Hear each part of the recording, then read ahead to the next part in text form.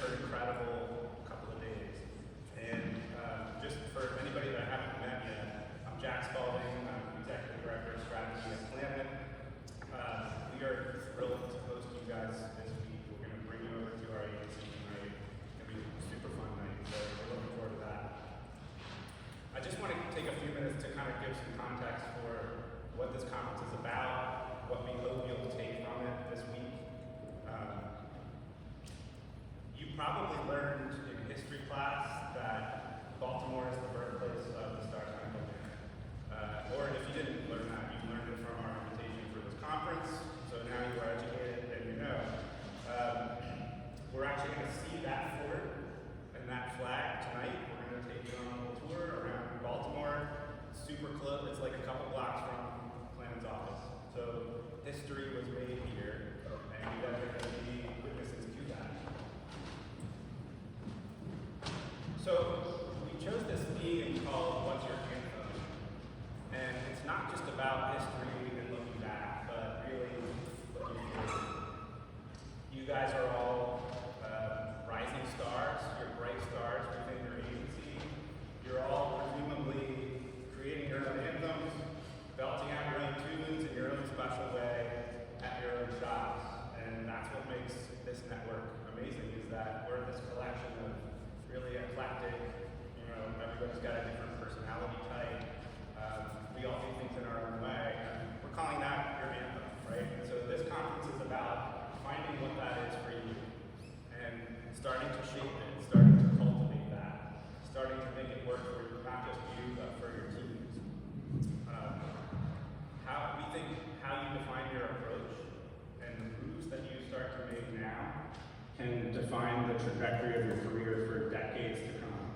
So you have the chance to really put a stamp on your agencies, and that's your pathway to leadership, right? The way each of us does that can really change the shape of your career, but also everybody that you touch, and everybody at your agency, your clients, your teams. So it's important, and we appreciate that you guys made time to be here for this. At Planet, that's our office that you'll see tonight. We recognize that leadership is about having a vision and being committed to it. And our vision happens to be this creative change agents for big, brave brands. And so we're really proud of that. We're proud of being kind of right here in the home of the brave, supporting the brave for 30 years. If you heard Matt talk last night, this is our 30th anniversary of the agency. And so I feel like we've been committed to this concept of leadership and finding our own path and carving out our own voice for 3 decades now. And it's funny, Eamon said, we're looking for somebody to host this fall conference. And I said, well, we'll do it. Planner will do it in Baltimore. And I said, what's the conference going to be about? And the board said, we think it's probably time for like leadership development, something like that. And I was like, Planet doesn't have any special proficiency in leadership development. Like, are we really well suited to that? But here's the thing. We definitely have a special proficiency in leadership development. All of you guys have a special proficiency in leadership development. That's why you're here. It's just a matter of digging deep to find it, to dig it out, to sort of codify it, make it real, be committed to it, and start to share it, right? So that's what we're hoping. I think that's what we all have to find within ourselves, is how do we develop ourselves as leaders? How do we develop others as leaders? And it's in there within all of us. If you don't know Baltimore, it's always been a revolutionary city of upstarts, leaders, creators, ingenious, people who really bring a spark in their own way, just like us. And so whether these folks were born here or spent their formative years here or really became leaders here, people like these left a mark on the world, and Baltimore helped shape them. Including especially this guy, who wrote a poem on a back of an envelope as he watched Fort McHenry getting bombed from the water where he will be tonight. And that poem was really a rally cry for a brand new nation and ultimately became the national anthem. So I just want you to picture for a moment a September day, much like this, 1814. British forces are just having their way with the Americans up and down the East Coast. And they're kind of marching their way up and just taking city by city. So they're not too happy about this revolution thing that happened a few decades prior, and they're like, we're here to take this back, what is rightfully ours. And they're kind of doing it with ease. And at that point, the president was James Madison. He flees Washington, D.C. with his entire government. The Brits set fire to the White House, to the Capitol. They captured the entire capital city. Then they move up the coast and start attacking Baltimore, which at that time was a very lively port city. It was also known to be a den of pirates, as it was described. This was a big pirate hangout right here in this neighborhood. So pirates were kind of plundering ships and trying to do their thing. And the Brits said, we've had enough of it. And so they start bombarding Baltimore. For 25 hours, they unleashed something like 2,000 cannonballs on the city, on the fort that we'll see tonight. But turns out, Baltimore's defenses were more than they were ready for. And Britain ultimately relented and kind of took off. And I think there was one more signature battle, but that was kind of the beginning of the end for that incursion. And it was really a time when America said, we're putting our stake in the sand, we're raising our flag, we believe in this thing, and we're going to fight for it. And it worked. And I just like that analogy because I want you to think about the type of leadership that showed up that September, right? And I know that's very different than running an agency or managing a team or a project.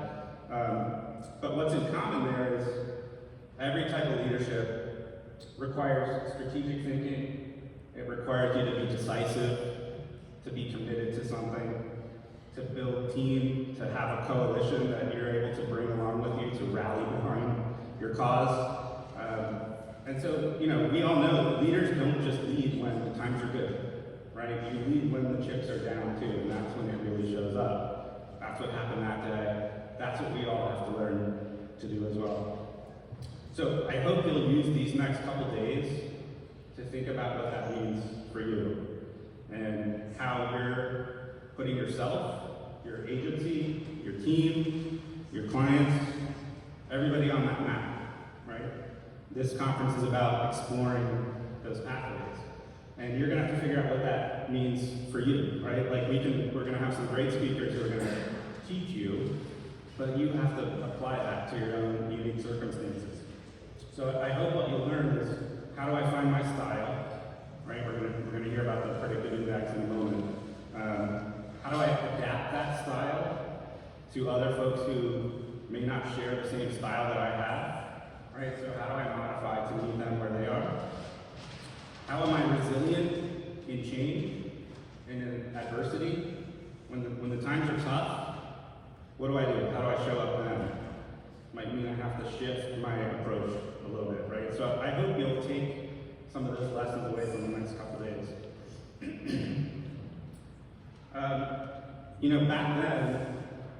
Back then, the war during 1814 was kind of this ragtag band of militiamen and just average citizens who tried to rally together and defend an entire city.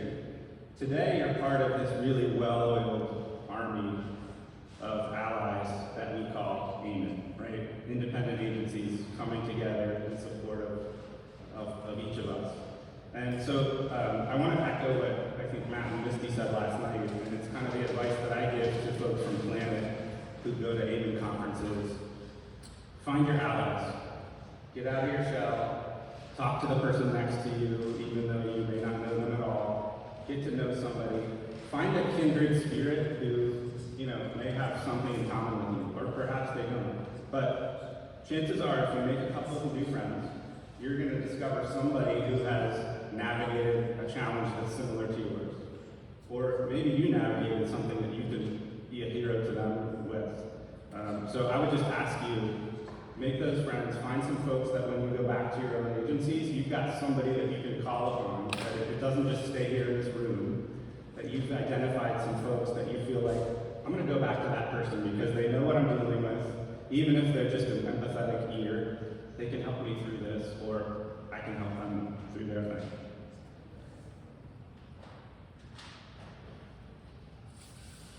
The last thing I want to say to a bunch of allies and heroes who kind of helped put this conference on for us is thank you.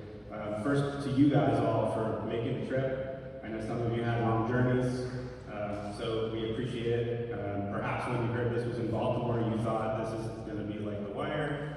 I got suit up, my bulletproof vest. I hope you will see that this is not The Wire in Baltimore. We hope to give you a different perspective on the city. It's really an amazing place. It's a colorful place. We've hopefully created a colorful event to show it off. But thank you for being here, because I know taking time out of your day-to-day work and putting that aside and being intentional and being focused here with us is not the easiest thing to do for 2 or 3 days. But I think you will grow from the experience. If you can really put most of your work life aside for a moment, this is the important work life for today and tomorrow and Wednesday. So your agency and you will benefit in the long run if you can be committed to that. I want to thank our sponsors, Phillips, Mogul, Work on the Jig. Without these guys, we couldn't put on events like this. So please get to know them too. They each have really cool value propositions that can benefit all of us, that can help us grow as agencies and become better leaders too. So make some time to get to know those guys. I want to thank our speakers for really agreeing to be part of an incredible agenda that I believe will help sharpen who you are and who you're going to be next. I want to thank Brian in the back from Meeks, who's our AV extraordinaire for the week. Please be patient with him. He flew here all the way from Des Moines just to run PowerPoints for us. And I don't think we'd be able to do it without him. So thank you, Brian. We're grateful for your help. To Christy for everything she does. It's a million of things.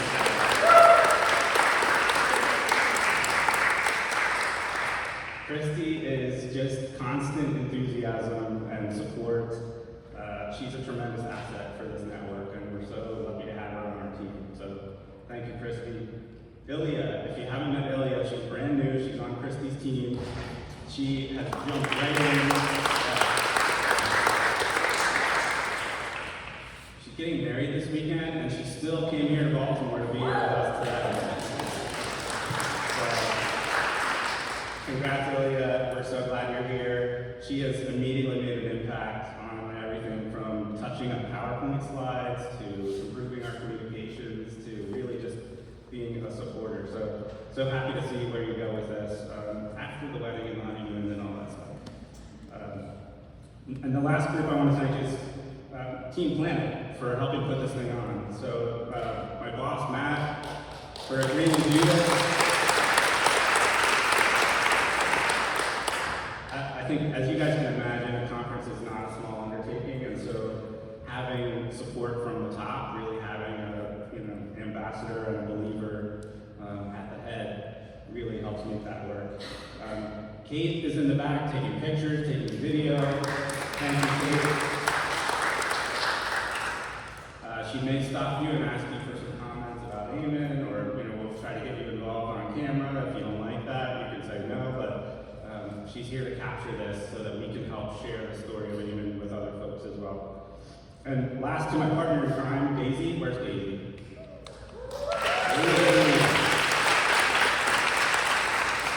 Daisy is one of Planet's best anthem singers and ass kickers.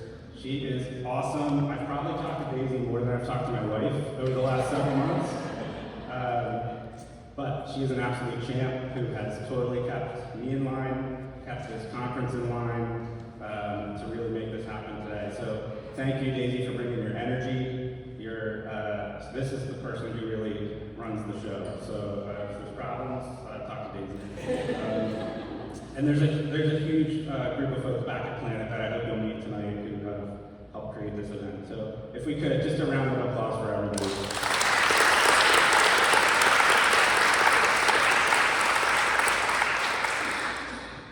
Awesome. So we're going to get rolling here.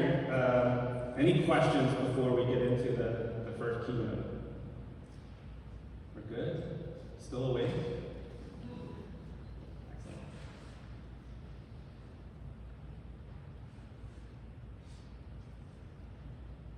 Well, we may have lost my last slide, but I want to introduce our first keynote, which is Bill Barker and Colleen Edmondson from PI Atlantic, and we're super excited to have them. They're local folks. Planet works with PI, and I know a couple of our other agencies do as well. But it may have been new to some of you, so thank you to everybody for taking the assessment. I think just about everybody in here did the assessment, and we're going to talk about what that means. I am a guardian, by the way, which evidently means I prefer well-defined tasks with very clear guidelines. So obviously you should never put a guardian in charge of a naming conference. That's the lesson. All right, they'll tell us why we should. But just some background on PI. This is a tool that Planet has used for the better part of a decade and we use it with every single employee. Before folks start with us, we administer the PI to give us a sense of who are we dealing with here. And it helps us understand what drives us, how people are motivated. It helps us make a lot of hiring and leadership decisions as well. And I think it's really shifted us from just using our gut to having some science behind that decision making. Bill introduced this concept to us and kind of made it make sense for Planet. For those of you who do know Bill, you probably know him as a very wise, kind trainer. I think of him sort of like Gandalf. So, guys, we have a very powerful wizard in our corner today, and that is a good thing. Following Bill's keynote, Colleen is going to guide us through a workshop to make this interactive, to hopefully make this meaningful and actionable for each of us. And Colleen is a certified behavioral analyst, leadership development pro. She's also a mom and a former plant manager, so she knows a thing or two about how to get shit done. And I think these two are really lovely examples of even more Maryland change agents. They happen to be specialized in leadership and charting that pathway to leadership for all of us. So with that, please give Bill and Colleen a warm welcome.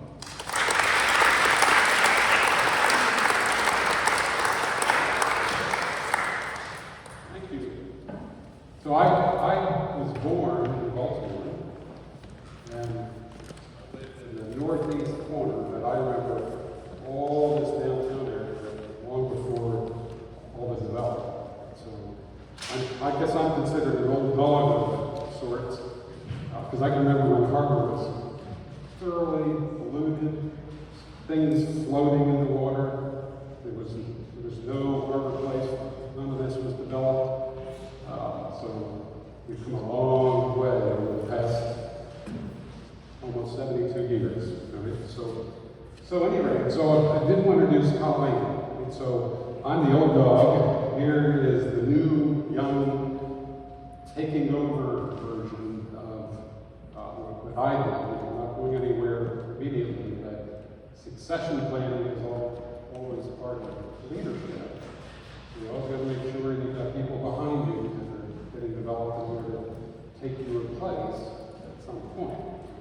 So, Colleen, do you want to say anything real quick? She's got a little exercise for you later. Do you have any hints as to what's to come?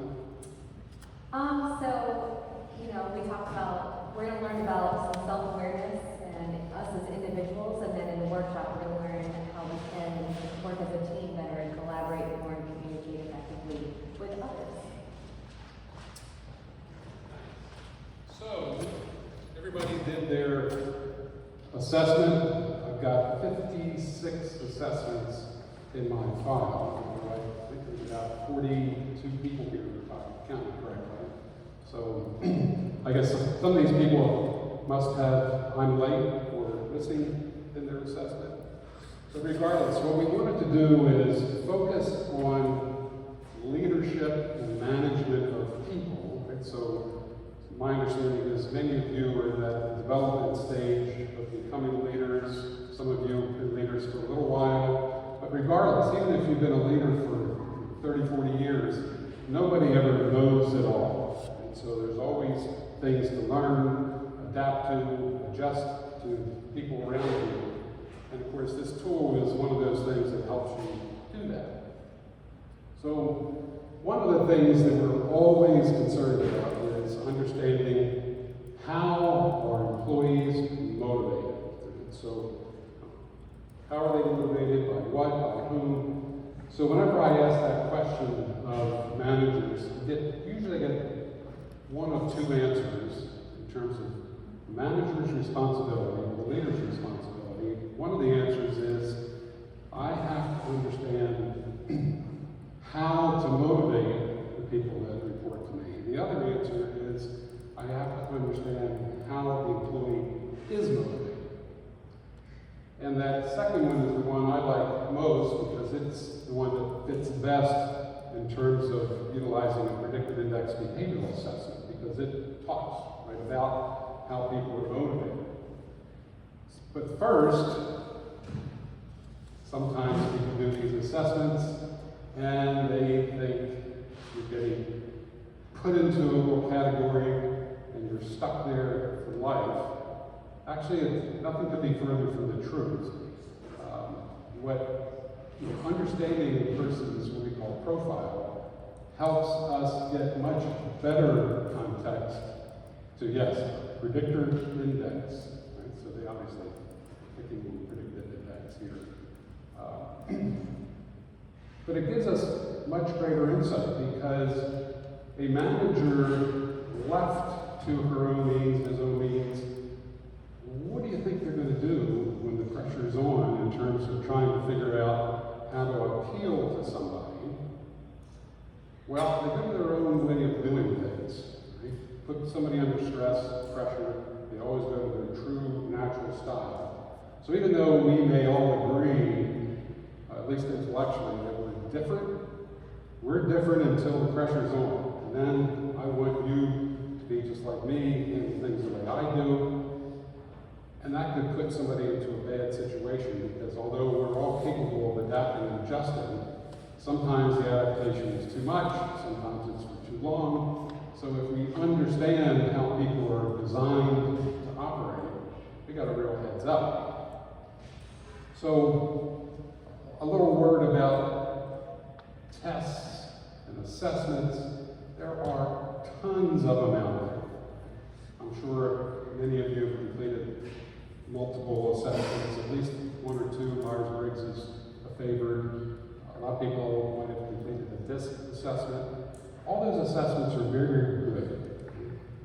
Whenever I see somebody's assessment, typically there are overlaps with predictive index measures.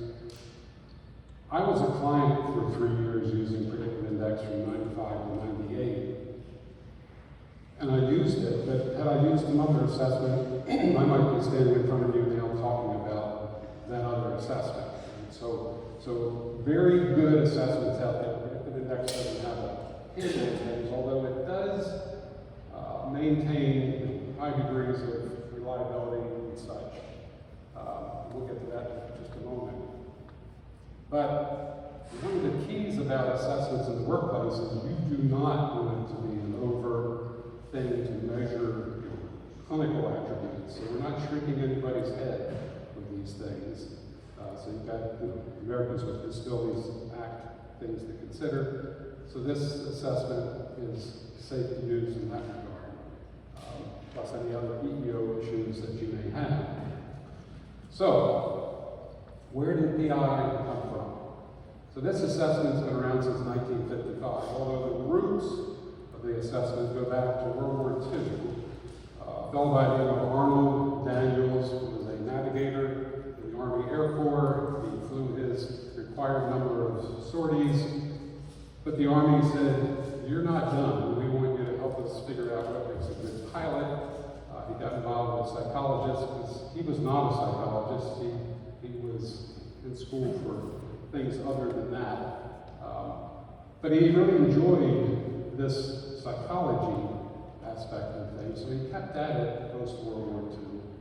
And then he, along with a bunch of other people, actually started to create these assessments. So in 1955, he got his first client. The client was called Maersk Lines, big shipping outfit. You've seen there's ships with all their containers on them. So this thing been around a long time. There are science people employed by predictive index to make sure it indeed measures what it's supposed to measure with a high degree of reliability. But I always like to jokingly say, it's been around since 55. If it didn't work, somebody would have figured it out by now. So, used all over the world, and then the applications from recruitment to retirement, and the places that you use this assessment. You can read the bullet points. Top one, management, leadership, development. That's for all of you in terms of our theme today. But the more you understand about the people around you, the better off you are in terms of working with them. So, what does a predictive index behavioral assessment reveal? Right? So it looks at the habitual ways that people act. Right? Specifically, behaviors. Now, all of you read your reports, and that report is primarily addressing these behaviors.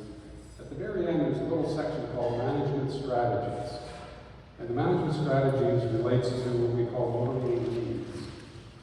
And I've underlined motivating needs because, going back to my point I made earlier, you know, as a manager, a leader, what are you responsible for? The answer was how to motivate people, or understand how people are motivated.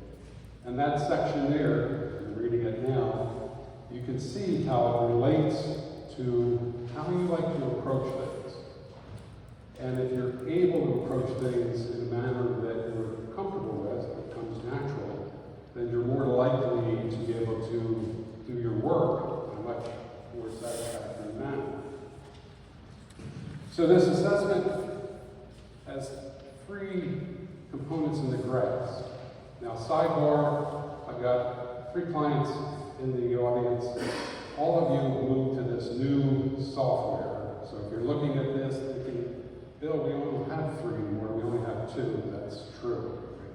But for purposes of this conference and the fact that Predictive Index is still working on that software to make it what we really want it to be, I'm showing the 3 graphs. The top graph is page 2 of the assessment that you complete. Right, so page 2, well, let's go to the middle graph first. Middle graph, which is the self-concept, is page 1. So page 1 asks you to check those words as you're expected to act by others. Right? So it's really looking for how you're trying to operate in your environment currently. So you checked some of the 86 adjectives. Then you go to page 2, same 86 adjectives. Now it's asking you, now check those words that really describe you.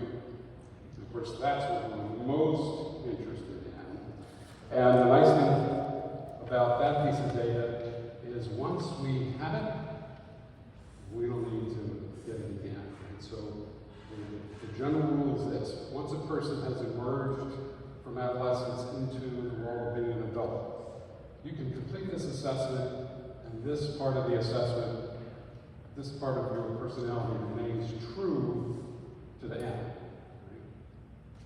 The self-concept is more of a moment in time. So again, it's giving us some insight in terms of how a person feels like they need to adapt or adjust to their current environment. So we can see how a person's naturally designed to operate, how they might be trying to adapt currently, and we can learn some lessons. These graphs here actually tell a story, and there is a story behind this particular one. This is a former client who's actually now retired, This assessment was completed in 2002. He was a human resources professional. He worked for a very, very large manufacturing organization that manufactured MRIs. And he did the assessment about 3 weeks into his tenure with this company, and about a month before we did our first PI class. And so, as in his position, he would meet with a VP every week, talk about the things that needed to be accomplished. And about 3 or 4 weeks into it, when we actually did this assessment, he realized he was not really happy about how things were going, because he would meet with that VP. The VP would kind of tell him what to do, almost step by step, do this and this and this. Finally, what he did is he said to the VP, look, you hired me to do this job. You don't need to tell me what to do every step of the way. Just tell me what the big picture is. I'll take it from there. And if I can't take it from there satisfactorily, then you can fire me.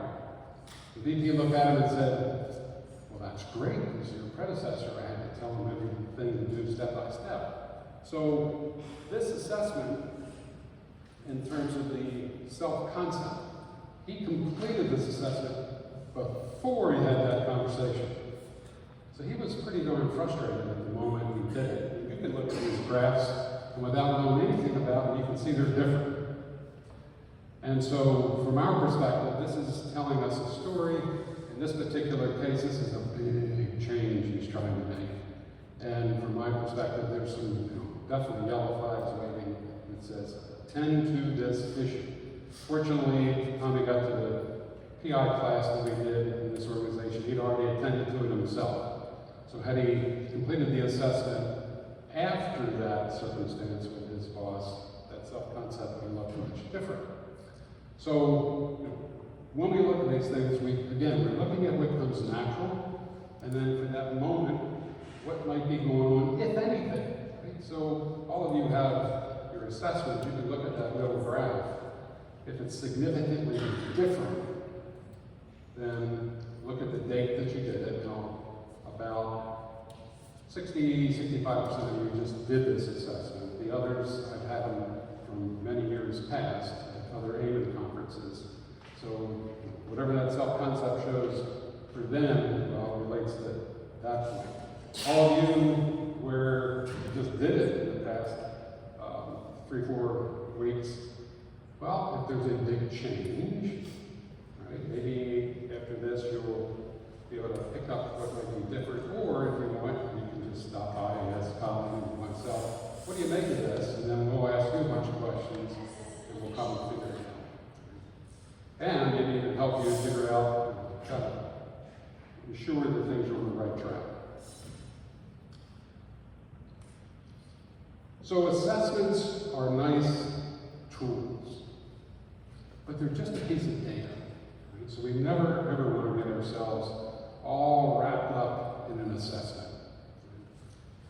This slide, you can see everything you wanted to know about a person. Can you see that white print in the back? Okay, all right. So the information between 9 o'clock and 11 o'clock, 12 o'clock, maybe 1. So knowledge, skills, abilities, experience, education, those are typical resume items.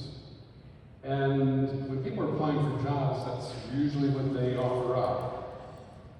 That data is the most easily assessed information about a person. And you can ask a lot of questions, and assuming you know how to do the job yourself, or how it should be done. You can evaluate that information pretty quickly and easily. You get into an interview, you talk about the person's past experiences and such. You kind of know, does this person have a good handle on this work, or are they okay, need more development, or are they really green? But that really is addressing the issue of, does the person have the ability to do a job? Then we get into to attitudes and values. Interest, I'm more concerned about interest in actually doing the work, aside from maybe playing golf or fishing or whatever. But interest in doing the work is, how many people here know of people who are in jobs they really don't enjoy? I would suspect just about everybody who knows somebody who's in a position. So it's much better if you're enjoying the work or passionate about the work.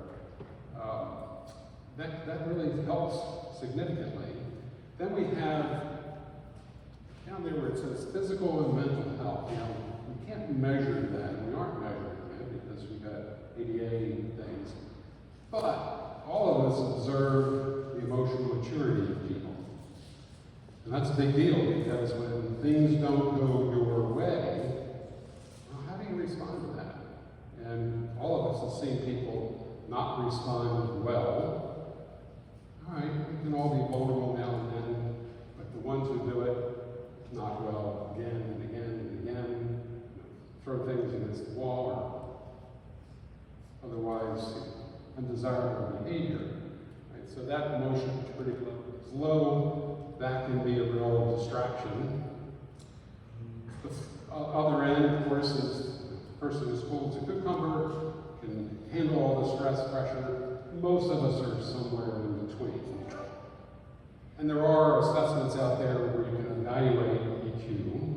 They're pretty extensive. I've had a lot of clients through the years ask about doing them until they realize they take a lot of time and they cost a lot of money.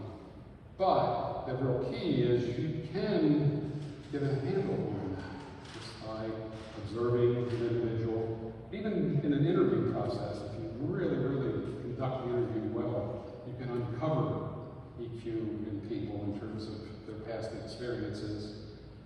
Asking them, tell me about situations that didn't go the way you wanted, things turned out badly. How did you respond to that? How did you deal with that? And we don't just want to ask somebody that question in theory. We want actual situations to speak to, because we all go through it. And I'm always particularly impressed when somebody tells me a story that happened 20, 25, 30 years ago.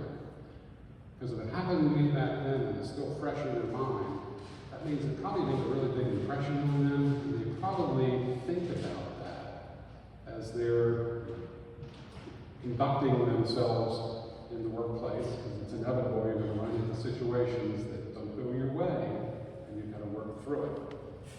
But PI isn't measuring that either. So we've got all these behaviors in that upper right side quadrant. Important behaviors. Predictive index isn't measuring any of those things. So we've got special behaviors that we are looking at. And as you read in your assessment, the description, if you really pay attention to it, fundamentally, this is going to be hard to digest, I think. It's easy for me because I've been around this stuff for 30 years. But it really isn't making any judgment about you.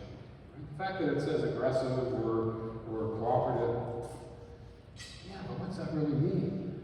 You got to give me examples. You got to give me information about the work that you were doing and how you conducted yourself and completed that work. That's what brings the assessment to life. Right? When I'm involved in interviews, I want to know everything that's in that pie chart there in order to use the assessment properly. And we're never going to either hire or reject a person just because of this profile. When I'm teaching a class, I'll tell people, look, we get this resume, beautiful resume. Then we get this assessment, and it's not at all what we want, at least in our determination in terms of the profile for the position. So the question is, well, I've got this great resume, got this profile that doesn't fit. What do we do? Well, we continue on. Right? We've got this resume. We want to find out, how did they do it?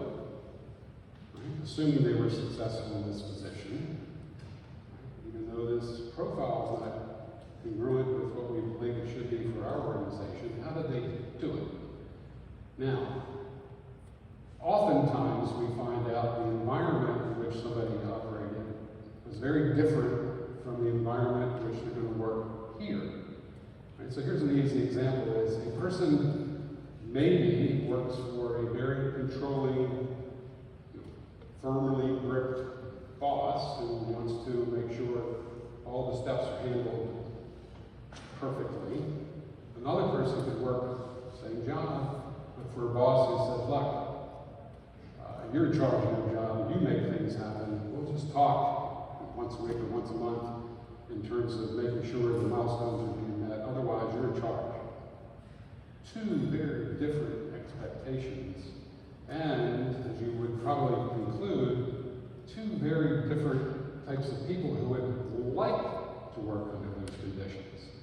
Because there are lots of people in this room who would not want a boss who's real hands-on. Others, not that you necessarily want it, but you'd be more comfortable with it. So those are things that we have to dig for. But every once in a while, we also see somebody who shows up, nothing really fits, but they manage to be successful. Oftentimes, that's because of cognitive strength. So they're able to sort through things, figure things out in a way that perhaps other people can't, and then they're successful. So really, really effective interview strategies are necessary to uncover the people that potentially come to work for you. So keep this imprinted. This is a really important slide.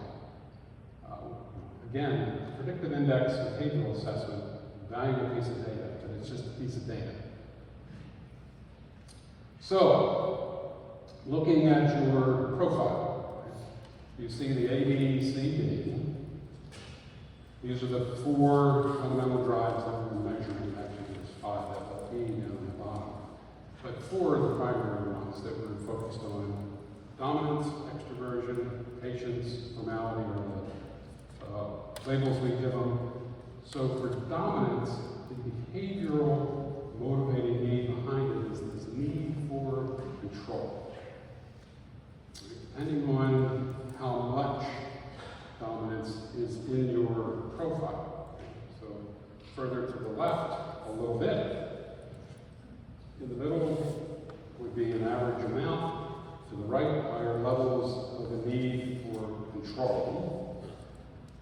Then we have extroversion. This is the need to connect to people. So to the left, it's not that they don't want to connect to people. It's just they're more focused on how do we address the task at hand. Oh yeah, by the way, there are people involved. And then the further to the right it goes, the more outgoing, more engaging a person is. The C drive levels of patience. This is the need for stability. So people with higher levels of this drive want to be able to do things in a sequential, systematic manner.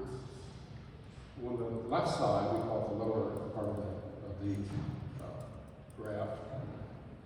They are being typically impatient people. They're focused on results. And so when they approach something, they're already thinking about the end. These are the people that if you ask them to figure something out, they kind of work backwards. They start, okay, where do we need to end up? And then we'll figure out how to get there. People with higher levels of that C drive, they're the ones who like to think sequentially. Where do we start? And what are the steps to get to an outcome? So you can see different approach to perhaps address the same issue. People with low levels versus people with high levels. In my travels, I see those two different perspectives often look at each other like, how do you survive being that way? And so the impatient people were looking at the more patient ones saying, things are moving fast, and we can't afford to take time to go through things sequentially, work on one thing, then the second thing, and the third thing. We got to work on a whole bunch of things all at once. And of course, the people who are high in that drive are looking at the people below and saying, you're out of your mind. I see you working on 10 things, 12 things, 15 things, 20 things all at once, trying to herd them all to the end. How do you keep anything straight? And both sides have a point. So think of the C drive as the pathway to get someplace. What's your approach? And then the D drive, you call it formality, this is the need to conform to an outcome. The D drive is the finish line. What does something look like when it's completed? So people with higher levels of this drive, they're looking at things in a much more structured, detailed, completed outcome. Otherwise, they know what the outcome was intended, and they're able to achieve that. People with lower levels of this drive, it's not that they don't want things to be completed correctly. They would just rather somebody else do it. So from their perspective, they want flexibility. Plus, everything isn't necessarily buttoned up real nice and neat and tight. So sometimes a broader view of an outcome from their perspective is quite appropriate. So that brings us to Christy. Everybody knows Christy. And so Christy first did this assessment, as you see, back in 2018. So Christy has the A drive and B drive on what we call the higher side. So everything from the midpoint on the right side, we call it high levels of that drive. Everything to the left, we call it low levels of that drive. High is not good, low is not bad. It's how we read the assessment. So higher levels of the A drive. What's that mean? Anybody will take a guess. Higher levels of A means what? Control. Yeah, one's control, absolutely. And we're assertive by nature. The B, higher levels of B tells us what? Connect. Say that again? Connect. Connect people, yes, outgoing, engaging. Lower levels of the C drive. Patient or impatient? Impatient. So Chrissy's always thinking about results. And when she starts doing something, she's thinking about the finish line. And then the D is a little bit low. Right? So flexibility in terms of outcomes, results. And it doesn't mean that Chrissy doesn't want things to be handled really well.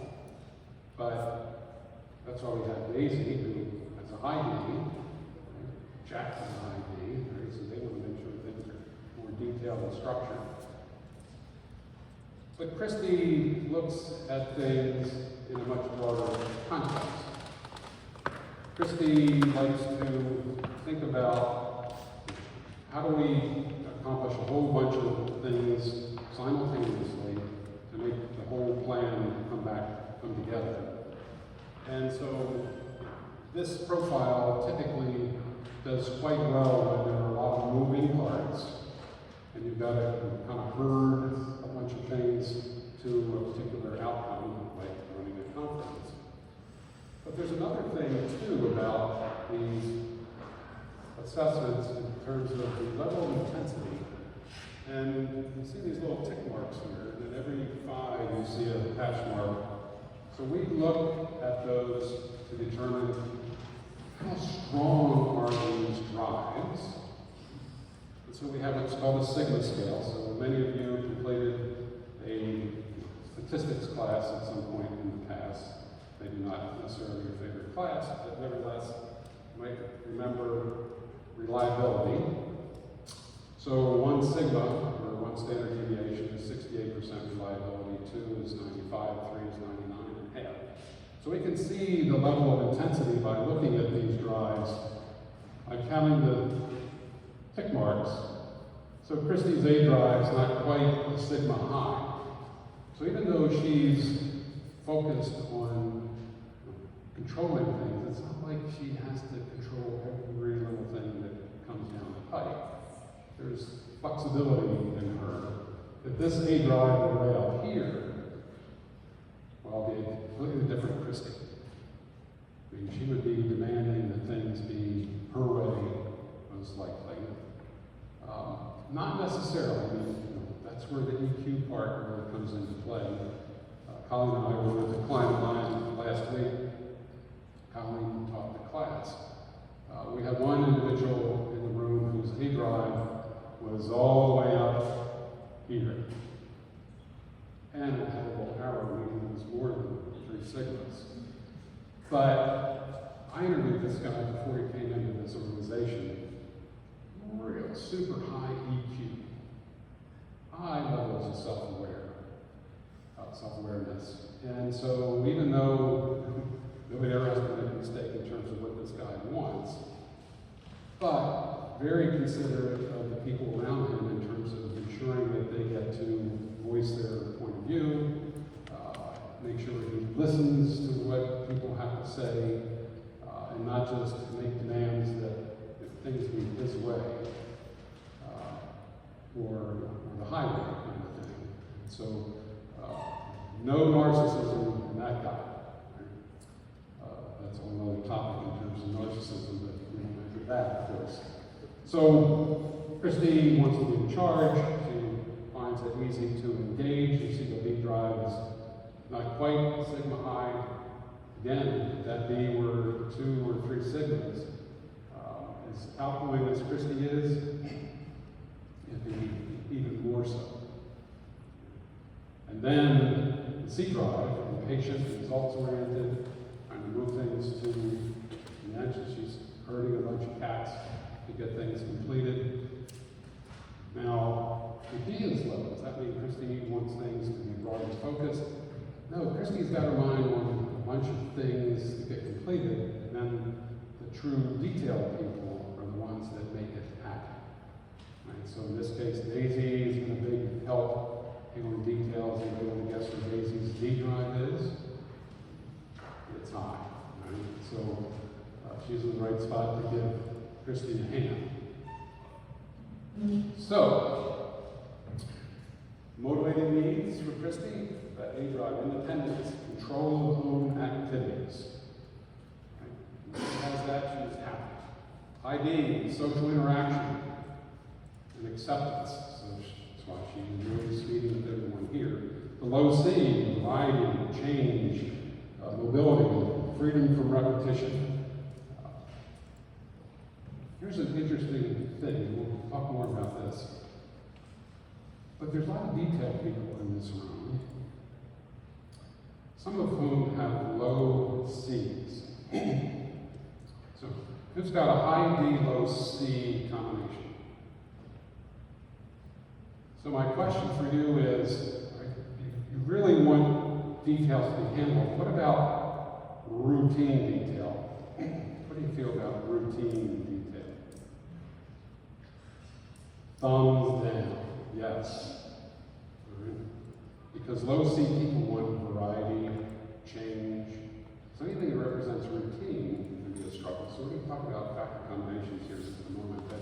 That's a point worth making at this point. Because not everybody with individual factors are exactly the same. So then, of course, Kristen's D drive is low, freedom from rigid structure, tight controls. The work that she does at Payton, a lot of variety. She has lots of opportunity to flex and move things in a certain way, adapt and adjust on the fly if need be. She can do it all. So here's a profile again, in case you forgot. So again, take note of where those drives are. Then the behaviors, right? So we're just looking at the motivating needs.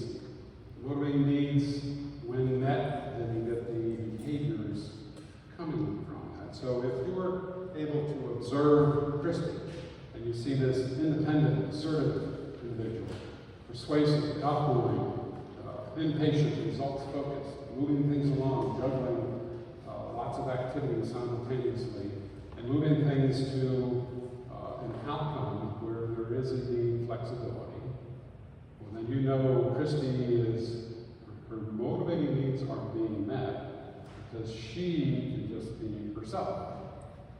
And in a perfect world, all of you can approach doing your work the way you're designed to operate based on what we see in your profile. But we all have crosses to bear now and then where we have to adapt and adjust. The issue is how much adaptation for how long. So we can do a little bit for quite a while, we can do a lot for a short while, but at some point we reach a tipping point and we just have to be ourselves to be able to approach things. So it's important to do work that you really thoroughly enjoy. And of course, from a leadership perspective, right? So you've got your areas of responsibility, you have people working for you or with you. Of course, they all have their profiles too, and whatever level of knowledge, skill, and ability they have. A lot of juggling going on. So if your profile like Christie's, typically find doing those things easier if your profile is kind of the opposite of that, where lower A, higher C, higher D. It could be a bit of a struggle, but the longer you do something, the more comfortable you get. We'll come back to that. So again, here's Christie's profile. Just a little comment about our self-concept back in 2018. You can see that the B drive is going lower. Right? Typically, B drives go lower when a person's trying to analyze, understand how things work. It's not that Christie was trying to be less communicative or less engaging, not at all. But there were things she was trying to understand in terms of the way things operate or the analysis of things. Otherwise, the other three drives are pretty much the same. Maybe just a hair one way or the other, but nothing of significance in that regard. So, in this room, here's what the room looks like, including some people that aren't here today. So, that profile is the composite of this whole room. Anybody feel comfortable trying to take a guess in terms of what's the profile for all of you? Any brave souls? Yes? A promoter, okay, but more specifically, tell us about the A, B, C, and D drives.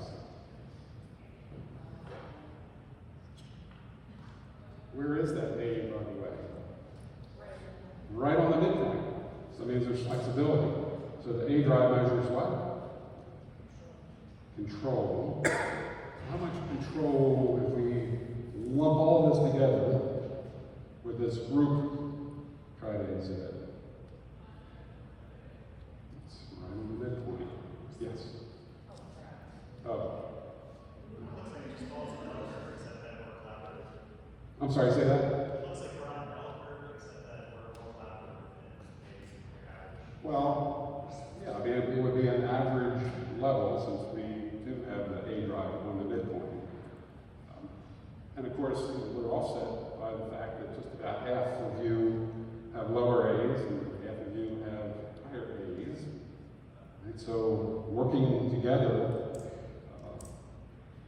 in theory at least, that's where we end up, although the higher A's are going to try to tell you what to do. B drive is a little higher. Now, given the nature of the work that you do, I think that's no surprise, because this is an outgoing, engaging kind of business. C drive, just a hair low, so a little bit more impatience, results orientation, let's get things finished. The D is a little bit low, and in a creative environment, the D drives at least have an advantage in the context of being a little bit more free-spirited, if you will. That doesn't mean a high D can't be creative. Of course you can. It's just the approach we take is different from a low D. So that's the composite of the group. Now, here's a really important part. So we just spent a lot of time talking about individual factors. And of course, we've got these written documents that you've read. And if you were in the PI software, there's all kinds of reports to be read. But even people who are very thorough and detailed and like to do things in often don't have the time to read reports. So this report we just read, how often you think if you had somebody working for you, you'd probably read that report once. But if you're having regular meetings with people, would you go back and reread your reports? Or maybe you just trust your memory in the context of, all right, I'm meeting with these 3 or 4 people. Each one operates in a certain way based on this profile. So you could go back and reread, or you learn to read these graphs. That's faster, quicker. From our perspective, that's the objective. Now, I bring that up only in the context that individual factors don't tell us the whole story. These factor combinations tell us a much better story in terms of how people think, work, operate in whatever environment that they're in. And we're showing 12 of those factor combinations. There's actually 37. Right? So for all of you who've been through this class, you'll remember factor combinations was the part of the class that really got your head spinning a bit because it's so much data to digest. But nevertheless, it's the data that really tells us a lot about how a person thinks, works, and operates. We're not going to get into the details because we don't have time for that. But it's a point to know, because when you read these narratives, if the software is just picking out certain attributes from the graph, and it's summarizing what's in the graph, but there are many, many subtle aspects to reading these graphs that you'll never, ever see in the graph. In the narrative. To the extent that you're working in a situation with somebody that's really, really important, that's when you want to make sure you're able to speak to somebody who really understands how to look at these things.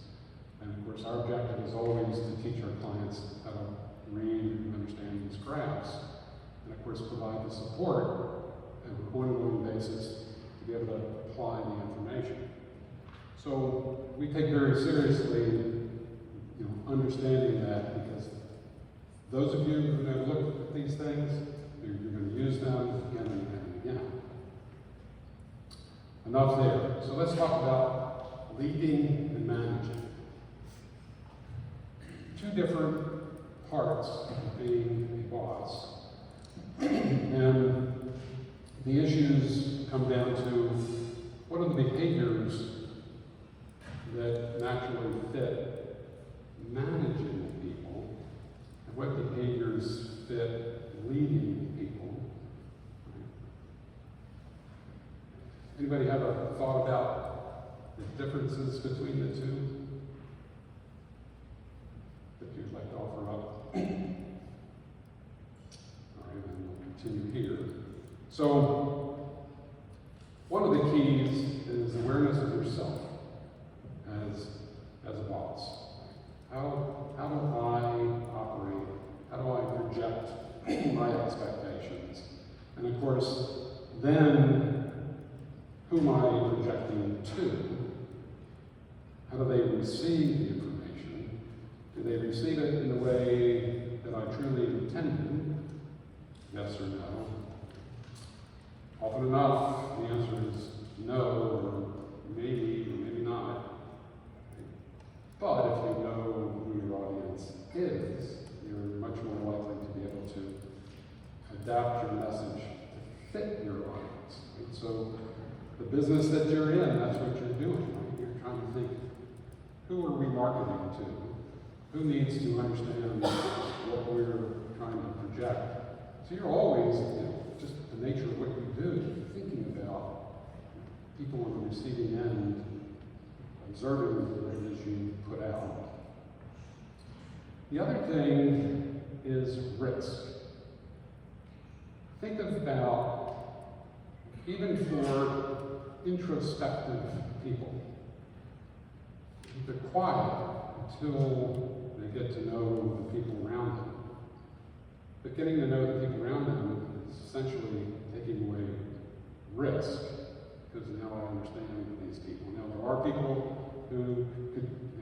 care less. These people here aren't care who they are.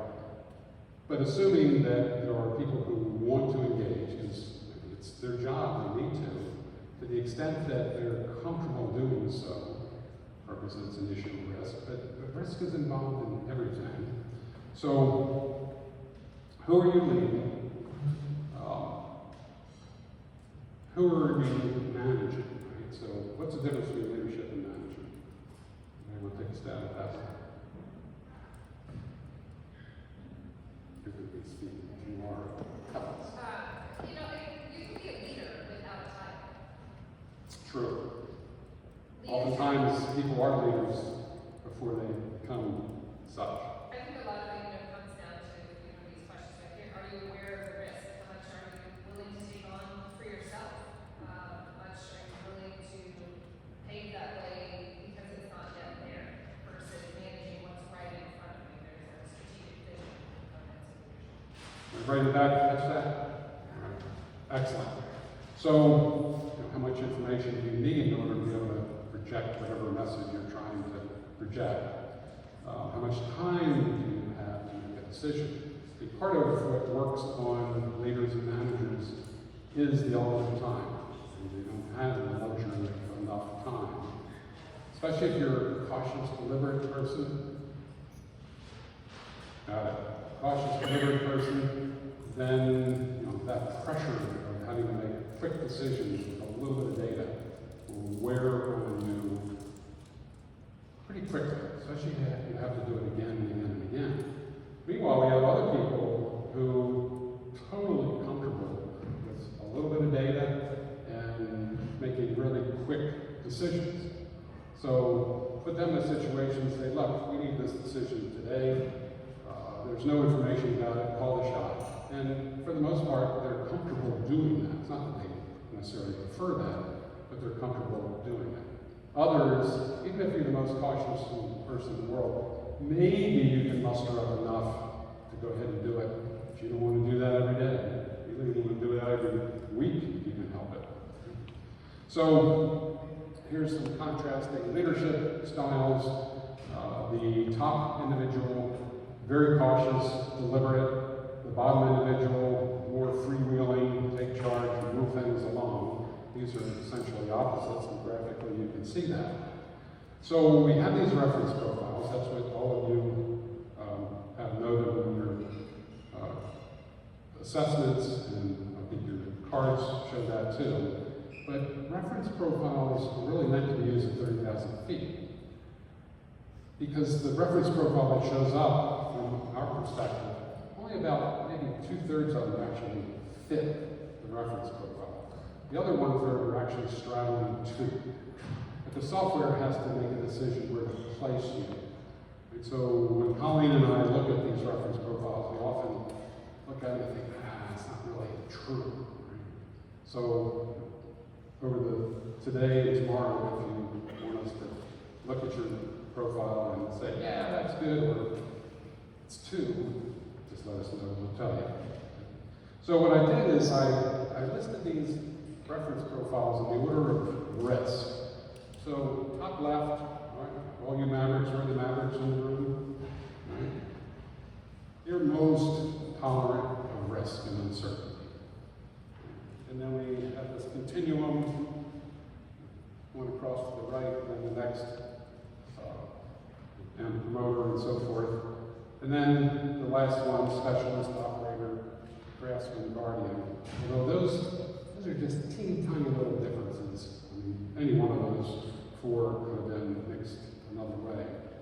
But it does give us an understanding of dealing with risk and uncertainty, and the comfort somebody is naturally going to have dealing with whatever situations that come their way. So again, when you get into the issue of risk, risk is when you don't have information or knowledge or maybe time to be able to do what you otherwise would do if you had the information, knowledge, and time. Because in theory, we could have a person who's real cautious in this profile, but they're the ones most comfortable making certain decisions. Why? Because because they're expert. Been there, done it, over and over and over and over again. Say, yeah, this is no big deal. I know how this works. And they can call the shot. And even the most risk-tolerant person with zero knowledge of something might think, this is a pretty big decision. Better give this a little bit of thought. So it's possible that the truly risk-averse profile, with all the experience and knowledge in the world, can make that decision quicker and easier than the most risk-tolerant person. So again, we have to have an understanding of what it is we're doing when we're applying these assessments. We just can't make blanket conclusions about people. So here are, in this room, our risk-averse profiles. You can see the composite tells us a more cautious, somewhat deliberate, somewhat detailed individual. Here are all the people kind of in between. And so the A and D, which really is the differentiator in terms of risk, they're the same. They're on top of each other. Right? So all of you, when your A and D is on top of each other, you're really thorough about analyzing the possibilities. Sometimes the result just isn't really clear because you gather in data. The more data you get, it doesn't seem to clarify do I go this direction or that direction. That's a whole other conversation in depth. And then here are the composite profile of all the people who are quite comfortable dealing with risk and uncertainty. So, in these last couple of slides, this is not really important in the context of discussing as much as, I underline a few words in terms of managing versus leading. The processes of managing often favor organization, having things understood, lined up, outcomes defined. Leading can be a situation where there's more inspiration, more thoughts about getting someplace, not necessarily a whole lot of definition. But they do overlap. Then we get into things like looking at the human network, the achieving agenda, again, the structure delegating favors the higher D, autonomy favors higher A, policies, procedures favors higher C, higher D individuals, communication on the right side, higher B individuals. There's all different ways to communicate as well. And then finally, we're looking at the execution, and again, monitoring results versus planning in detail. That's better managed by higher C, higher D type people. Energizing people, typically better handled by higher A, higher B, lower C, lower D types, because they're always thinking ahead and trying to move things along, and so forth. One mention here, all this assessment data is good, but you do need to understand the job that somebody's going to be in. So there is a job assessment that typically the managers and leaders complete so they can determine what is this profile that we think works best for a particular job. So that gives us a little bit more clear understanding about what are we after. Again, when we go back to my earlier point, if we get this profile that's very different from what we expected, but it's a really good resume, we're going to keep focusing on that person to figure out how do they do it. And then, ultimately, we're looking for the best employees. And in that regard, you have to go back, look at the whole picture, don't get lost in this predictive index behavioral data. It's just a piece of information. But how many people here want employees that you would consider to be passionate employees? Anybody favor that? All right, so we've got one last slide for you. So when you're interviewing, this is your passionate employee. So, any quick questions? Yes? What does the E represent? So the E factor is what we call the judgment factor. People make decisions using objective or subjective data. This helps us to understand how much of each does the person use. So if that E factor is hovering somewhere around the midpoint, you're using both, and that's most people. If it's way to the left, then more subjectively oriented, way to the right, objectively oriented. So high E's, I say, are from Missouri, right? The Show-Me State, right? So objectively measured information. But being subjective doesn't mean that you're just always looking at data that's not necessarily measurable, although sometimes that's what happens. But we have low-E people who know they are that way. We have low-E people who seemingly don't. But most low-E people know it because they've learned throughout their working career. You just can't get away with just talking about hunches and feelings. Because people keep asking me, show me supportive information. It eventually sinks in and they do it. I got a client, low-E, and I asked him, how's it affect him? He says, my fingers and hands start tingling. He says, then I know I'm on to something. Then I'm looking for the supportive information to back it up. So, I think we're out of time. We're into a break. Yeah. Let's take a short break. We'll be back here at 10:30. There's coffee out in the foyer. Join the alcove or out there, and we'll see you shortly.